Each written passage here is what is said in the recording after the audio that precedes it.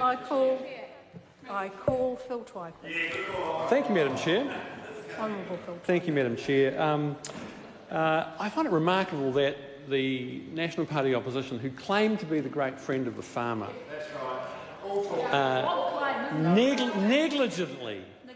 negligently allowed the progress of this bill to just sail forth towards the automatic expiry provisions, seemingly without a thought for the state of the industry and the important decisions that needed to be made about the future of the dairy industry.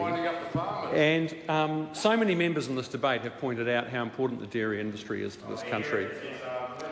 Notwithstanding the heritage of various members and we're not going to go any further into the heritage of members of this House. We'll stay right away. We'll stay right out of my heritage. Thank you, Mr. Bennett. So this bill prevents the expiry of the Dairy Industry Restructuring Act, and without this bill, we face two possibilities. The first is that the bill that the previous government had before the House would have preempted an important consideration of strategic issues facing the dairy industry. Order. Could I just ask the member to take a seat? Can we just have a little bit of order? If members are wanting to interject across the House, the interjections need to be helpful to the debate. Currently they are not.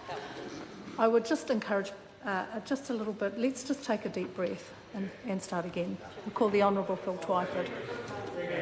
I would say that any interjections that are helpful to the Speaker would be most welcome,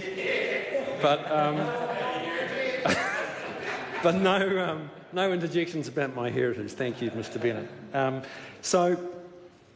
What this bill will mean is that the DERA provisions will continue to apply throughout the whole of New Zealand, allowing time for the new Minister, the Honourable Damien O'Connor, to undertake a comprehensive review of the DERA before any other changes are made. And the alternative to that is just to let the automatic expiry provisions run their course. But it's our view on this side of the House that that would not be helpful to the dairy industry. The main purpose of the Act was to manage the dominance of Fonterra until there was enough competition in the marketplace to make regulation unnecessary. And that's why the DERA contained those expiry provisions that were triggered when Fonterra's market share fell below the threshold specified in the Act. So the expiry process that's contained in the original Act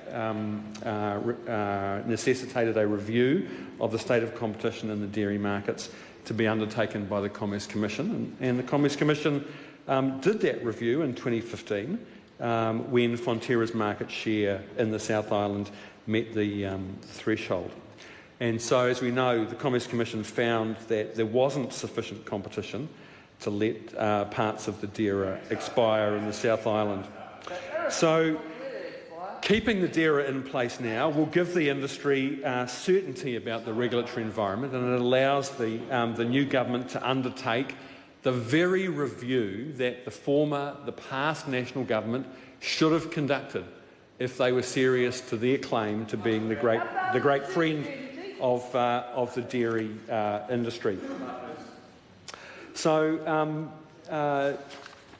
the review that I know that the Minister, Damien O'Connor, has underway now is intended to allow a much more strategic focus to be taken to the issues facing the dairy industry, including, for example, environmental issues, the like of which Gareth Hughes set out, the need to get the industry on a much more sustainable footing, to reduce carbon emissions that are such a feature of our dairy industry right now, and find new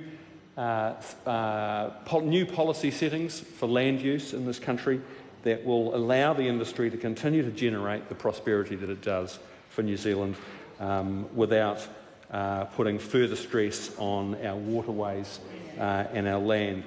So what this government wants to see is the best outcomes for farmers, for consumers and the economy overall. So I said before that preventing the expiry of the DERA will mean that the current regulatory settings will continue in place, and the key provisions that are being maintained are the open entry and exit, the milk price monitoring regime and the 20% rule. This bill provides certainty for the dairy industry while the essential review is carried out. I call the Right Honourable David Carter. Thank you.